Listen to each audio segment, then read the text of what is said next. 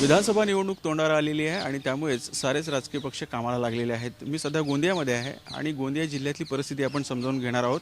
माझ्यासोबत विविध मोठ्या राजकीय पक्षांचे काही नेते आहेत। आपण त्यांच्याकडून जाणून घेऊया त्यांनी काय तयारी केलेली आहे, नेमकी काय त्यांची रणनीती आहे। माझ्यासोबत एनसीपीचे नेते अशोक सहारे सर, मला सांगा, लोकसभेमध्ये एनसीपीला इथे पराभव स्वीकारावा लागला, मोठा पराभव स्वीकारावा लागला। एक मोठे नेते तुमचे पराभूत झाले, प्रफुल्ल पटेल।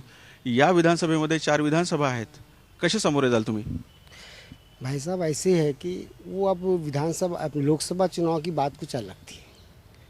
आज चित्र पूरा बदला हुआ है और वह चित्र पूरा कांग्रेस राका युति के पक्ष का चित्र बना है और इसलिए हमको लगता है कि ये चुनाव और विधानसभा चुनाव खास करके जैसे गोंदिया विधानसभा से गोंदिया जिले की 4 सीटें हैं, 4 में से हम कम 3 सीटों पर तो आराम से चुनाव जीतेंगे। काय मुद्दे आहेत किंवा कुठला विकास तुम्ही दाखवणार आहात?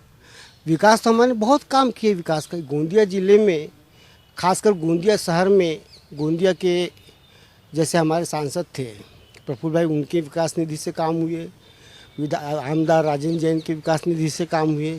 काय मोदी लाटेवर स्वार होऊन भाजप निवडणुकीला सामोरे जाणार आहे की स्वतःचं काही लावणार आहे पणाला? मोदी लाट निश्चित रूपानं महाराष्ट्रामध्ये आणि संपूर्ण देशामध्ये आहेच। कारण लोकांनी मोदीवर फार मोठा विश्वास टाकला होता आणि आज आपण पाहतो की फार चांगलं काम केंद्र सरकार मोदी यांच्या नेतृत्वामध्ये फार चांगलं काम या देशामध्ये करत आहे। ठीक आहे, मोदींनी चांगलं काम केलं, पण इथल्या लोकांनी चांगलं काम करायला पाहिजे ना, तेव्हा लोक निवडून देतील।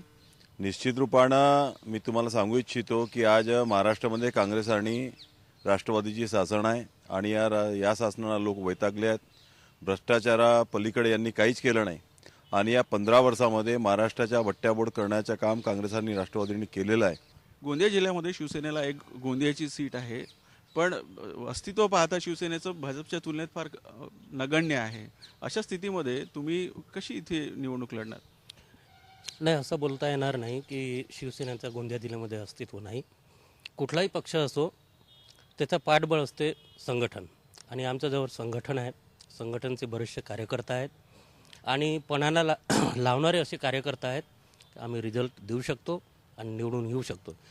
सरकार तुमचे आहे, काँग्रेस राष्ट्रवादी आघाडीचे आहे, असं असतानाही या जिल्ह्यातले 3 मोठे सिंचन प्रकल्प रखडलेले आहेत, कालवे पूर्ण होऊ शकलेले नाही आहे। धापेवाडा हे त्याचं उत्तम उदाहरण आहे। का बरं याच्याकडे दुर्लक्ष केलं? तुम्ही जर एवढे विकास म्हणता तर? देखिए, जितना बन सकता था शासन से, केंद्र सरकार से निधि ला करके माननीय प्रफुल्ल भाई पटेल हमारे लोकप्रिय सांसद, इन्होंने इस सिंचन प्रकल्पों को चालू करने में, इसके काम पूर्ण कराने में लगा है। नाही, पण अदानीने 350 कोटी दिल्यावर त्या प्रकल्पाचं काम पूर्ण झालं आणि त्यांना पाणी दिलं जातं, पण शेतकऱ्यांना पाणी मिळत नाही आहे, अशी परिस्थिती आहे तिथे। नहीं, ऐसी कोई बात नहीं है, वो सब धीरे धीरे सब ठीक हो जाएगा, कोई बड़ी बात नहीं है। वो प्रकल्प भी हमारे चालू हो गए, हमारे सब काम बहुत अच्छे ढंग से चल रहे हैं। इसमें ऐसा मेरे को कोई शंका की कोई गुंजाइश नहीं लगती। जैसे भाजपा सेना को खत्म करने की सोचती है, वैसे ही वहाँ पे राष्ट्रवादी कांग्रेस को खत्म करने की सोच रही है, इसीलिए वहाँ पे कांग्रेस का कोई अस्तित्व नहीं है। भाजपा और शिवसेना में क्या चल रहा है ये तो हमारे आदरणीय विनोद भैया बतला सकते हैं, किंतु जहां तक राष्ट्रवादी का और कांग्रेस वो तो गोंदिया का मतदारसंघ भी छीन रहे शिवसेना से। नहीं, ये विषय हमारे विनोद भैया के अधिकार का है। मैं इस विषय पर कोई टिप्पणी नहीं करना चाहता। अच्छा, कौन से मुद्दे रहेंगे इस चुनाव में? आप देखिए, जब देश में नरेंद्र मोदी विकास के मुद्दे पर चुनकर आ सकते हैं तो मैं ये बात आपके लोकप्रिय चैनल के माध्यम से निश्चित रूप से कह सकता हूं कि गोंदिया में जिस तरह के विकास कार्य हुए हैं, मुझे पूर्ण विश्वास है कि विधायक गोपाल दास जी अग्रवाल भारी बहुमतों से चुनकर आएंगे। तुम्हा सगळ्यांचे आभार, धन्यवाद। हे होते सगळे राजकीय पक्षांचे प्रमुख नेते गोंदिया जिल्ह्यातले, ज्यांनी आपापल्या पक्षाची बाजू इथे भक्कमपणे मांडलेली आहे। कोणीच माघार घ्यायला तयार नाही आहे, सारेच आपापल्या विजयाची हमी देत आहेत, ग्वाही देत आहेत आणि विरोधक कसे या निवडणुकीत पडतील याची समीकरणं ते जुळवत आहेत।